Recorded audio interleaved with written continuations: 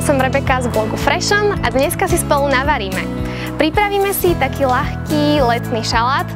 Potrebujeme asi hrst paradajok, k tomu asi rovnaké množstvo jahôd, jedno avokádo, mozzarellu, čerstvú bazálku a trošku olivového oleja. Najskôr si nakrájame paradajky. Nachystáme si tanier, na ktorom to budeme podávať. Tam šupneme tie paradajky. Potom si pripravíme avokádo. Nakrájame sa na také väčšie kocky. Teraz si nakrájame jahody. Tiež na také štvrťky stačí, aby to boli také väčšie kúsky. Dáme mozzarellu, to už máme takéto guličky, čiže nemusíme krájať. Pomiešame. Hop.